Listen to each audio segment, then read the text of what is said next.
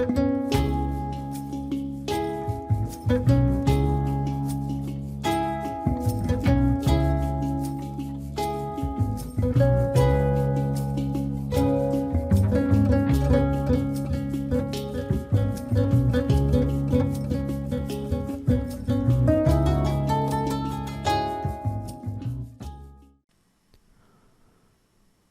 all the concepts that we have learned so far, we now know how to obtain the x displacement in a given time t and also the y displacement at a given time t.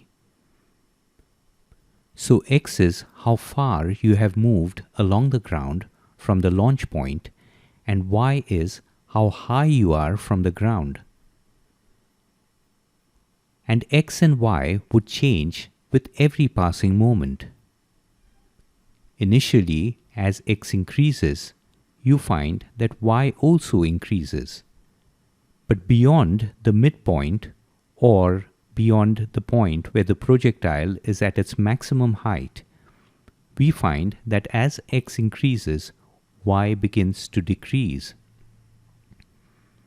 It would be very convenient for us to know the y displacement as a function of the x displacement, meaning if we know how far the projectile is from the launch point, we should be able to predict how high it would be from the ground at that point in time. Now we have done this in one of the previous lessons in this series, but let's just recap this. Let's focus on the x-axis where there is no acceleration, due to which the x component of velocity v0x remains constant. Since v0x or v0 times cos of theta is constant, the displacement along the x direction at any given time would be v0 cos theta times t. Now we know that in time t how far it is from the launch point. The x displacement in terms of t is equation 1. How high above the ground it would be in that same time t, or in other words, what would be its y displacement in time t, is what we want to know now. We've also gone through this in an earlier lesson. That is, we have found the y displacement at a given time t. Now we focus on the y-axis, where the initial velocity is v0y and the acceleration would be in the opposite direction to velocity, so we would take it as minus g. So using the second equation of motion along the y-axis, we obtain the y displacement at any given time t as v0 sine theta times t minus half gt squared. So now we have the x displacement at any given time t, and we also have the y displacement now at any given time t. Could we from equations 1 and 2 eliminate the time t? That way we would have a direct relationship between x and y, which is our aim in this lesson. Substituting for t from equation 1 as x over v0 cos of theta, here for t and here for t squared, we obtain the y displacement as a function of the x displacement. So now, if we know x, or how far the projectile is from the launch point, from this formula we can predict how high it would be at that point in time. And we can make all this prediction without any knowledge of time, because t does not exist in this formula. Now, knowing the height above the ground, could we do the reverse? Could we solve for the x displacement? Or, in other words, if we know how high the projectile is, could we predict how far it is from the launch point?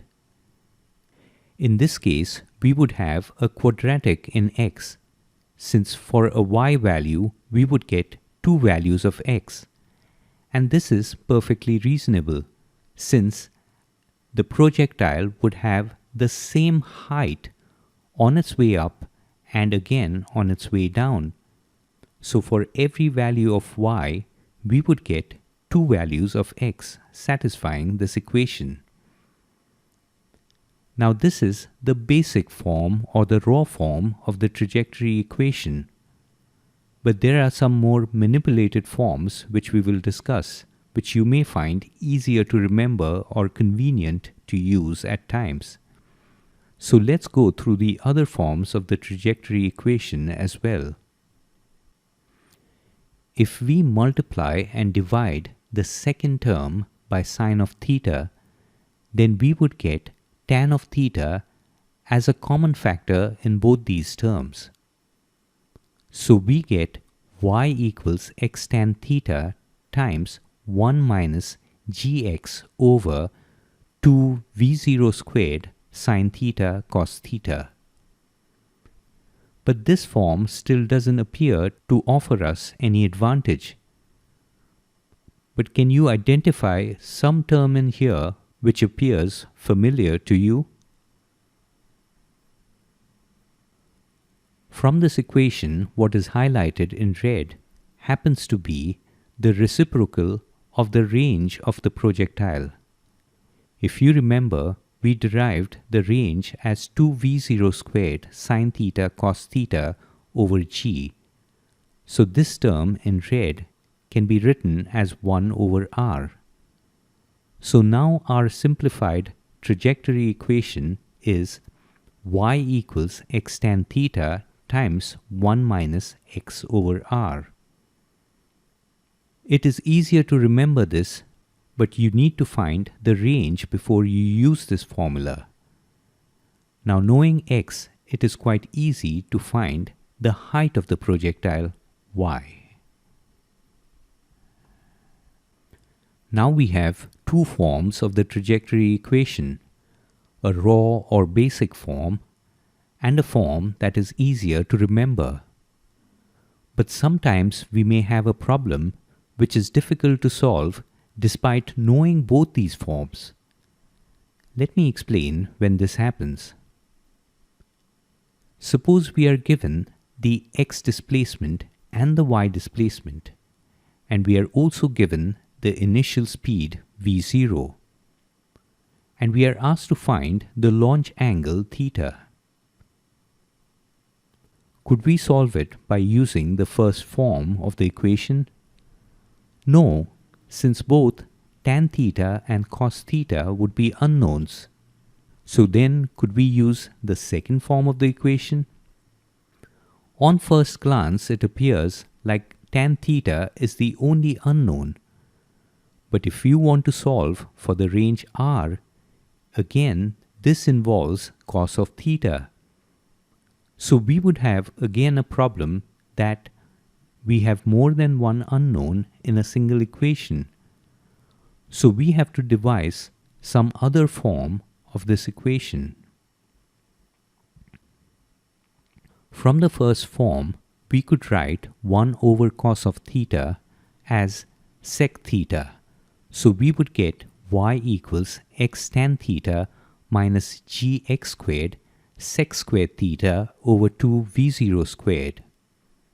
And further, we know that there is a relationship between sec squared theta and tan theta.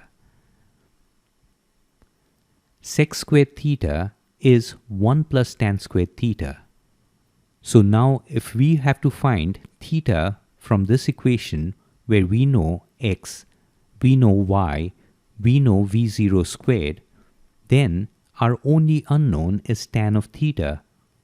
It would be in a quadratic form, but we could surely solve for tan of theta, and that way we could obtain theta.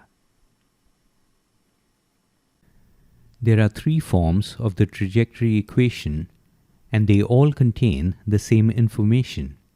That is, we are expressing the height y as a function of the x displacement. The first is the basic form or the raw form. The second is a form that is easier to remember. and the third is to be used when we need to find the launch angle theta.